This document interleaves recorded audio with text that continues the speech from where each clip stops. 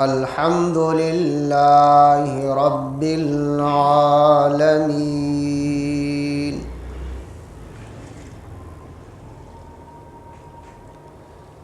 والعاقبة للمتقين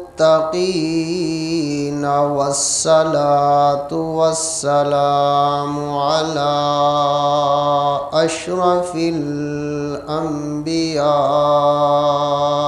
والمرسلين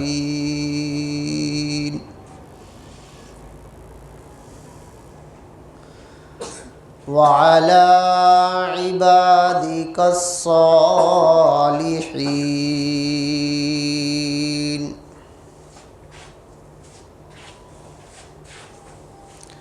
لا سيما على الخلفاء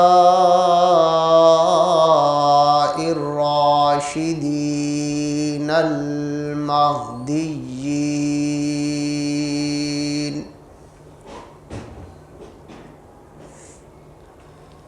ولعنة الله على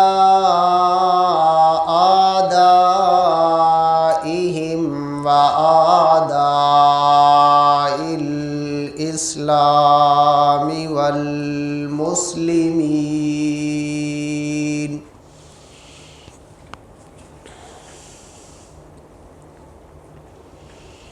أما بعد أعوذ بالله من الشيطان الرجيم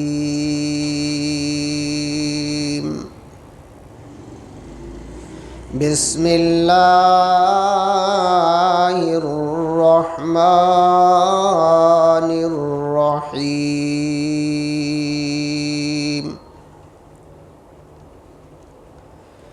يا أيها الذين آمنوا قوا أنفسكم وأهليكم نارا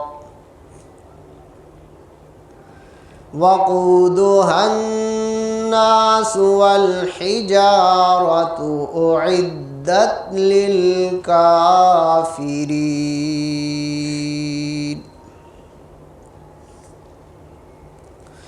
وقال الله تبارك وتعالى في مقام آخر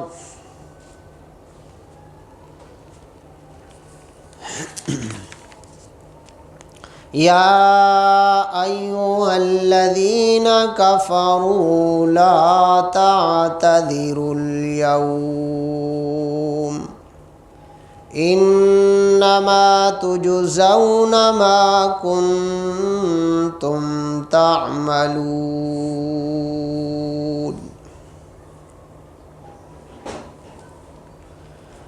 اللهم صل على محمد وعلى آل محمد كما صليت على إبراهيم وعلى آل إبراهيم إنك حميد مجيد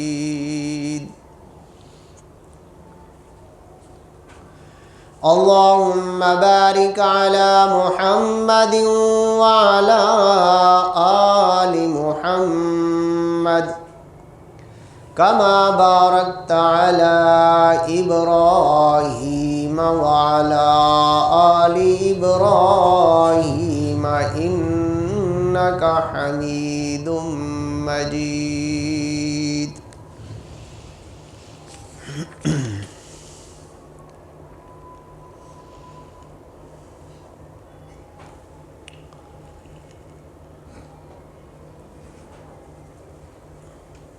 محترم سامعین،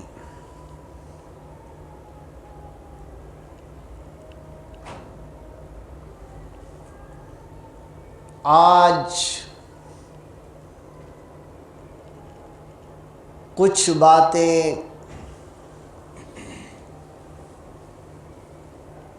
رمضان المبارک کے حوالے سے جس کو استقبال رمضان کہتے ہیں،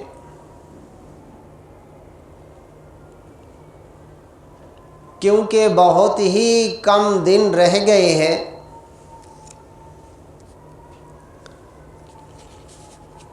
اس وجہ سے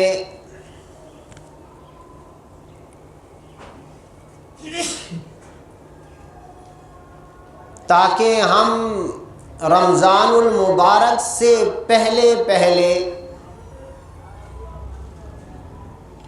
جو لازمی اور ضروری چیزیں ہیں ہم وہ کر لیں،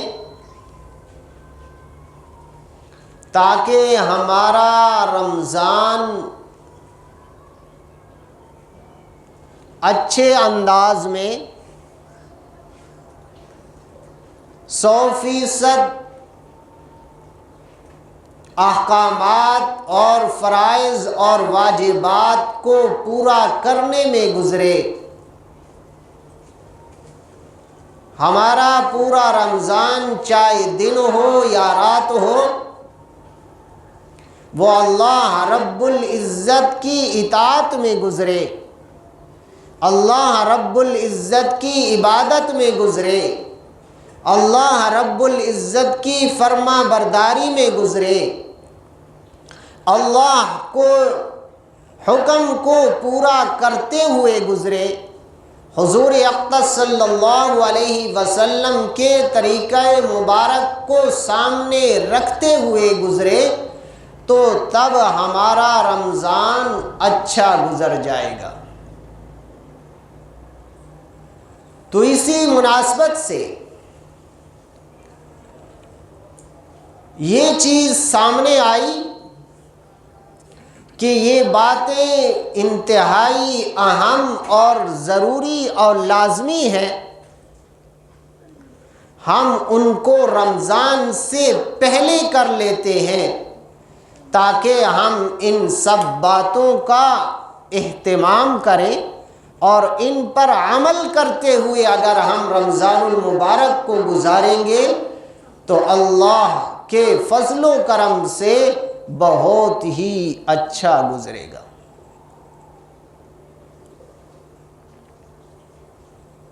اسی لیے اللہ رب العزت نے دوسرے پارے میں یا ایھا الذین آمنوا کتب علیکم الصیام کما کتب علی الذین من قبلکم لعلکم تتقون۔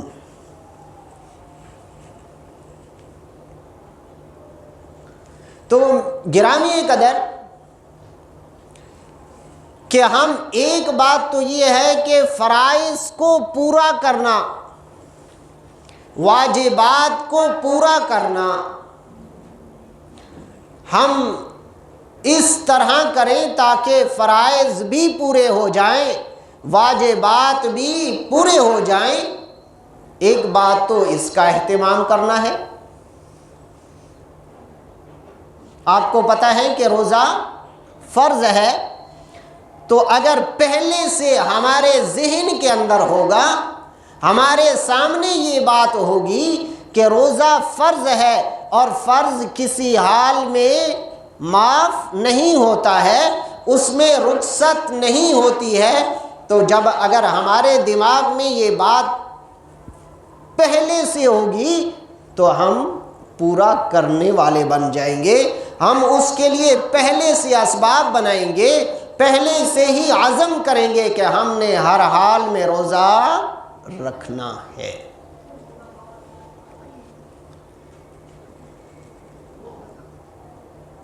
ایک بات، اور دوسری بات کہ ہم رمضان کے جو مسائل ہمارے ساتھ پیش آتے ہیں ہم وہ علماء سے جا کر سیکھیں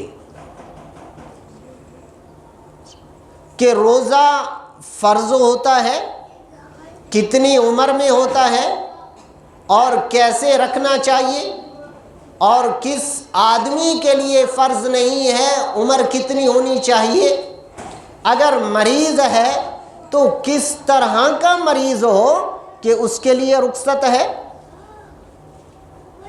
تو یہ ساری چیزیں ہم ان کے سیکھنے کا بھی اہتمام کرنا ہے۔ اور اگلی بات کہ ہم جو روزے رکھتے ہیں، رمضان المبارک جو اللہ رب العزت ہمارے لیے بھیجتے ہیں یا فرض فرمایا ہے، آیا اس سے کیا فائدہ ہوگا؟ اس کا اصل مقصد کیا ہے؟ تو فرمایا کہ اللہ رب العزت جو رمضان المبارک کا مہینہ بھیجتے ہیں، اس میں دو چیزیں ہیں۔ ایک تو اللہ کا حکم ہے کہ آپ نے اس میں روزہ رکھنا ہے، دوسری بات ہے کہ روزے سے مقصد کیا ہے، اس کو بھی اللہ رب العزت نے دوسرے پارے کی آیت میں بیان فرمایا، لعلکم تتقون۔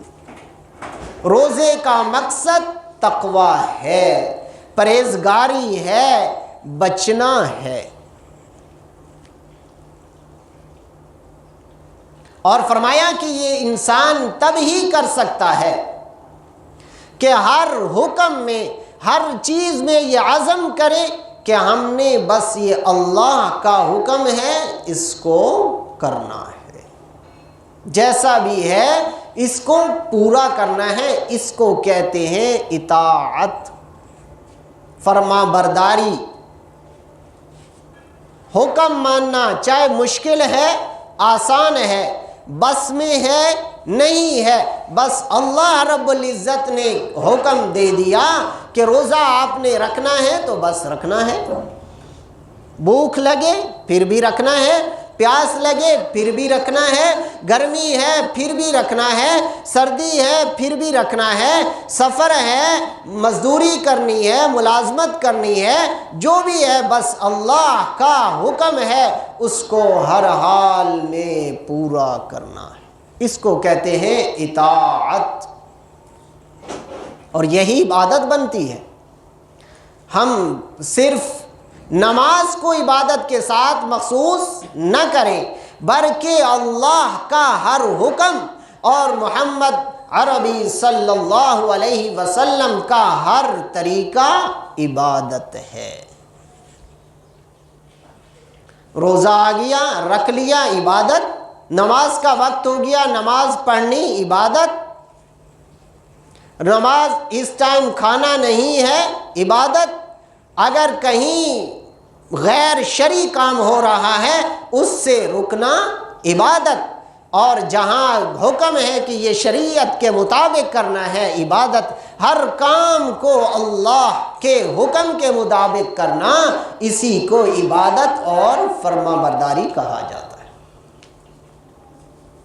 تو گرامی قدر، رمضان المبارک سے پہلے اس بات کو ذکر کرنے کا مقصد ہی یہی ہے کہ رمضان المبارک کے روزے جب عاقل ہے، بالغ ہے، چاہے وہ مرد ہے یا عورت ہے، اس پر روزے فرض ہیں، تو ہم نے دیکھنا ہے کہ ہم عاقل بھی ہیں، بالغ بھی ہیں، تو ہم نے روزے رکھنے ہیں اور عزم کرنا ہے کہ پورے رمضان المبارک کے چاہے وہ 30 ہوں یا 29 ہوں، ہم نے روزے حال حال میں رکھنے ہیں، موسم جیسا بھی ہو، گرمی ہو، سردی ہو، پیاس لگے، بھوک لگے، بس اللہ کا حکم ہے، ہم نے پورا کرنا ہے۔ ایک دوسری چیز کہ ہم نے روزے کے بارے میں مسائل علماء سے پوچھنے اور سیکھنے ہیں کہ روزہ بند کس ٹائم کرنا ہے اور کھولنا کس ٹائم ہے، اور آیا روزہ کن چیزوں سے ٹوٹ جاتا ہے اور کن چیزوں سے نہیں ٹوٹتا، یہ بھی لازمی ہے۔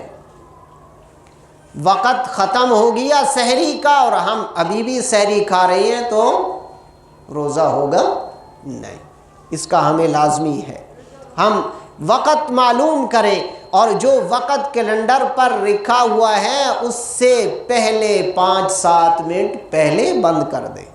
یہ احتیاط ہے، یہ احتیاط ہے، بندہ آخر ٹائم تک کھاتا رہے، نہیں، مناسب نہیں ہے، وقت سے پہلے۔ ایسے ہی جب روزہ کھلنا ہے تو اس میں ہم اہتمام کریں کہ جو وقت لکھا ہوا ہے اس سے 2 منٹ آگے 3 منٹ 5 منٹ چلے جائیں تو کچھ نہیں ہوتا۔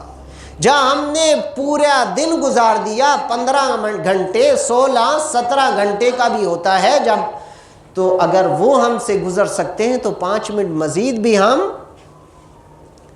اہتمام کر لیں، رک جائیں، تاکہ تسلی سے یہ ہو جائے کہ واقعی روزے کے افطار کا وقت ہو گیا ہے۔ اس چیز کا ایک غلط مسئلہ بھی بیان کیا جاتا ہے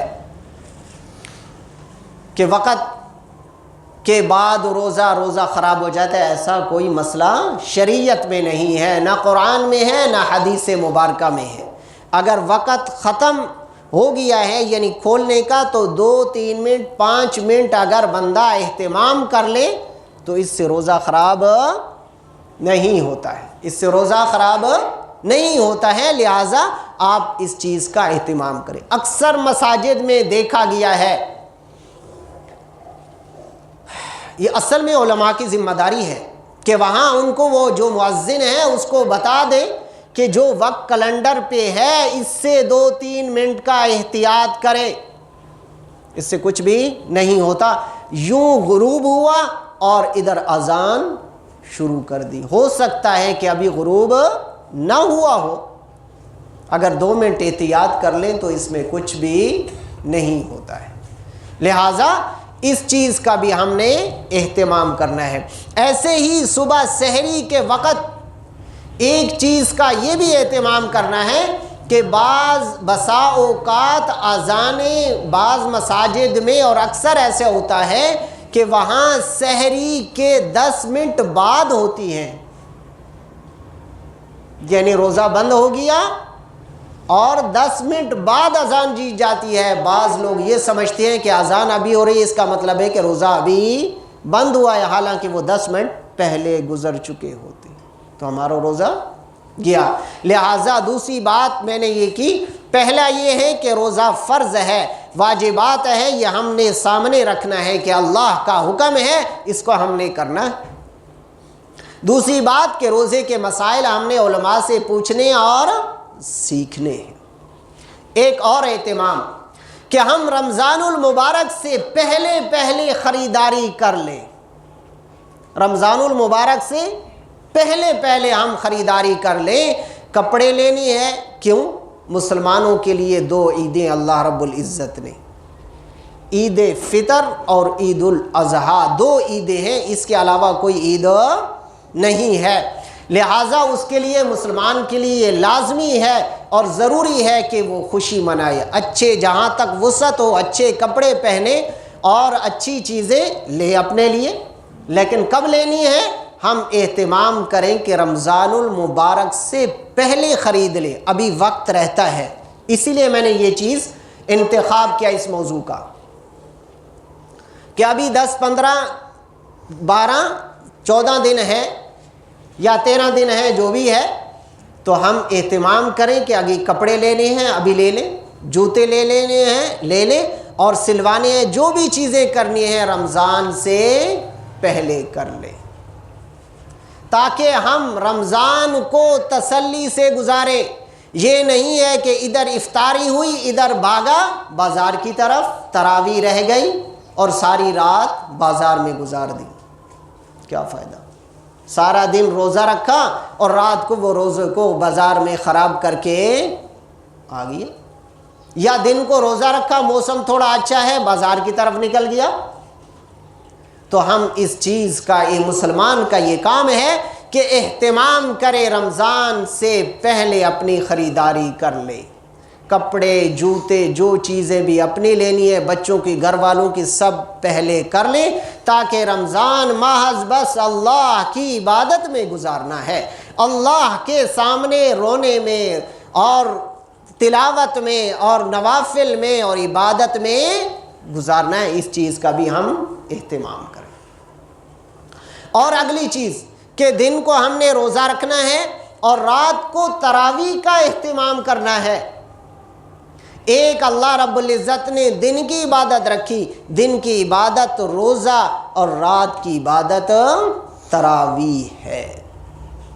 اکثر ایسے ہیں دن کو روزہ رکھتے ہیں لیکن رات کو تراویح نہیں پڑھتے، 2 پڑھی چلے گئے، 3 پڑھی چلے گئے، بس ایسا نہیں ہے۔ بس اوقات ایسا بھی دیکھا گیا ہے کہ فرض پڑھتے ہوئے نکل گئے، اور ایسے بھی ہیں جو نماز ہی نہیں پڑھتے۔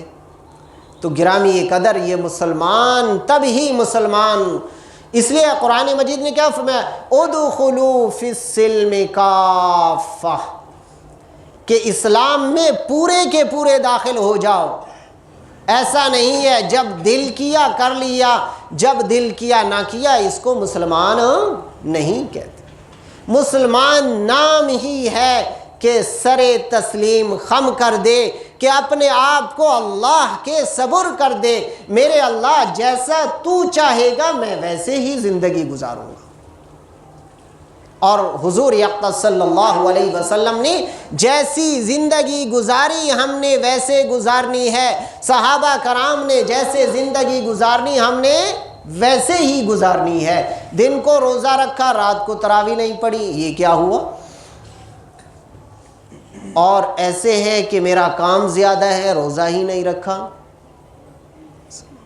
مسلمان پر جب روزہ فرض ہے، میں نے یہی آیت تلاوت کی، یا ایھا الذین آمنوا، اے ایمان والو، کتبہ فرض ہیں تمہارے اوپر، علیکم الصیام، روزے، الصیام روزے تمہارے اوپر فرض ہیں، لہذا کسی حال میں معاف نہیں ہے۔ ہاں آگے قرآن میں بیان فرمایا کہ ایسا مریض ہے کہ بہت ہی زیادہ اس کو مرض لاحق ہے، اگر روزہ رکھے گا تو مرنے کا خطرہ ہے،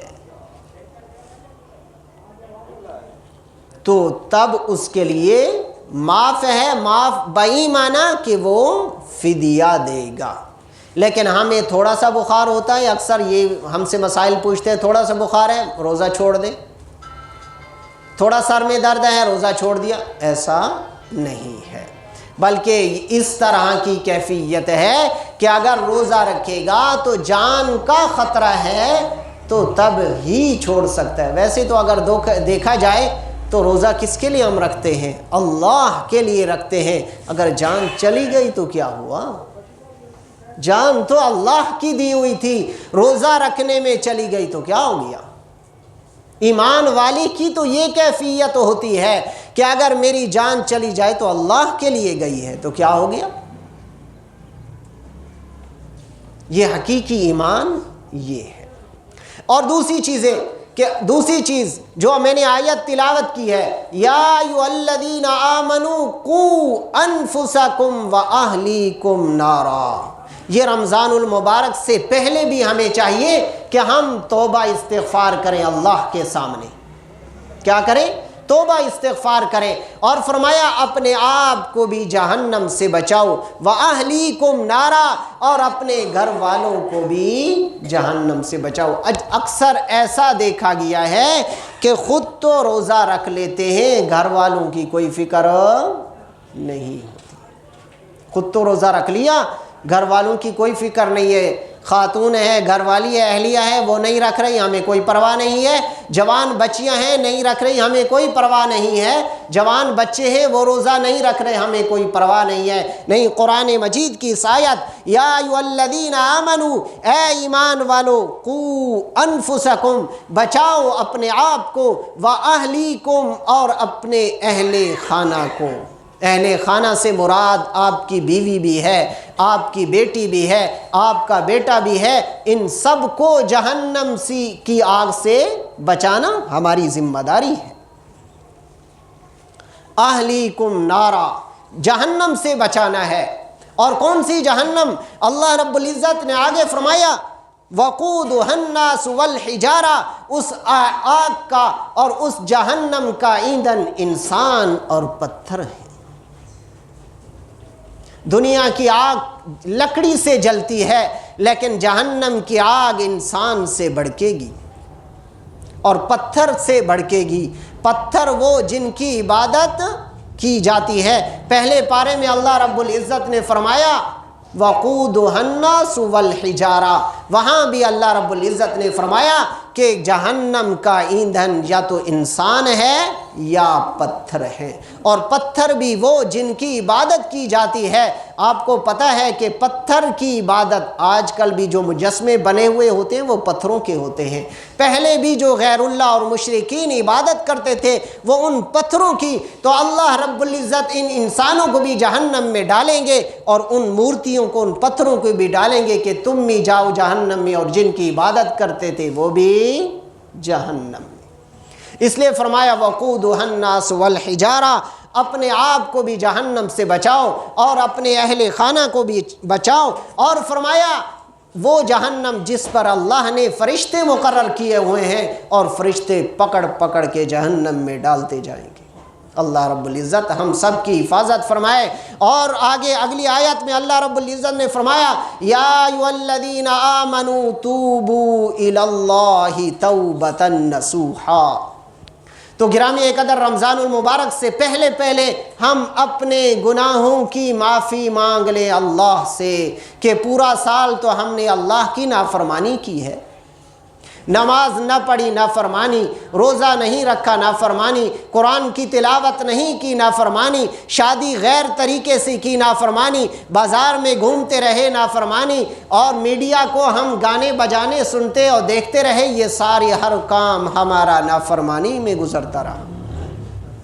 تو یہ وقت ہے کہ ہم اللہ کے سامنے آج کے بعد یہ توبہ کر لیں کہ یا اللہ جو ہم سے گزشتہ گناہ ہوئے ہیں ہم سب سے توبہ کرتے ہیں، آج کے بعد آپ کی نافرمانی نہیں کریں گے، یہ پکا عزم۔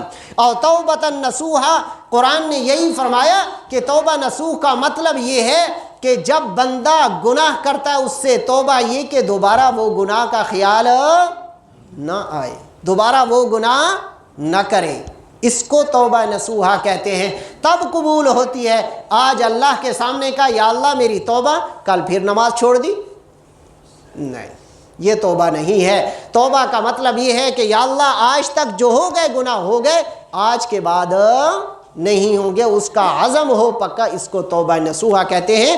تو گرامی قدر، رمضان المبارک سے پہلے ہم توبہ نصوحا کر لیں، ایسی توبہ کہ یا اللہ جتنے گناہ ہم سے ہو گئے سارے معاف فرما، آئندہ ہم گناہ نہیں کریں گے۔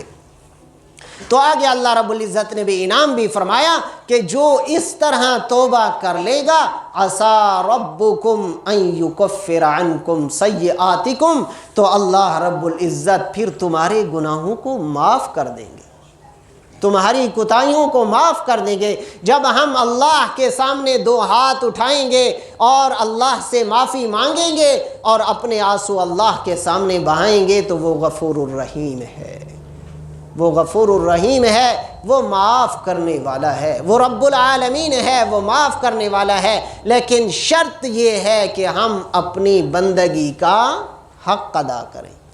جیسے بچہ ہوتا ہے نا، کوئی چیز ماں سے لینے کے لیے تو ماں کے ساتھ لپٹ جاتا ہے اور کہتا ہے دے دے امی، دے دے دے دے۔ تو جتنی بھی سخت ماں ہو، جتنا بھی باپ سخت ہو تو کہہ دیتا ہے چل لے لے۔ ایسا ہی ہے، بندے کا بالکل بھی دل نہ ہو لیکن جب وہ بار بار کہتا ہے تو دے دیتا ہے۔ تو میرا رب تو 70 ماؤں سے زیادہ محبت کرنے والا ہے۔ جب ہم اس کے سامنے ہاتھ اٹھائیں گے اور توبہ کریں گے اور اپنے آنسو بہائیں گے تو اللہ ہمارے سارے گناہ معاف کر دے گا۔ اور آج کے بعد ہم نے آج سے ہی توبہ کرنی ہے اور رمضان المبارک کی تیاری کرنی ہے۔ اور میں نے کہا کہ رمضان سے پہلے اپنی خریداری کر لیں، کپڑے، جوتے، ساری چیزیں، ایسا نہ ہو کہ پھر رمضان شروع ہو جائے اور ہماری خریداری شروع ہو جائے۔ اور خاص کر وہ طاق راتیں ہوتی ہیں آخری، انہی میں ہم زیادہ خریداری کرتے ہیں جن میں شب قدر کا احتمال ہوتا ہے۔ وہ 21 ہے، 23 ہے، 25 ہے، 27 ہے، 29 ہے۔ یہ وہ راتیں ہیں جو 1000 سال انسان عبادت کرتا رہے، پوری زندگی کرتا رہے، اس کے برابر نہیں ہو سکتی۔ وہی رات ہم بازار میں گزار دیتے، جو کیا وہ سارا گرا دیا۔ ایسے ہی ہے کہ آٹا لیا اور کانٹوں پر ڈال دیا تو کسی کام کا ہے؟ ہم نے اعمال کیا اور وہ رات میں برباد کر کے آ گئے۔ اللہ رب العزت ہم سب کو اس پر عمل کی توفیق عطا فرمائے۔ وما علینا الا البلاغ۔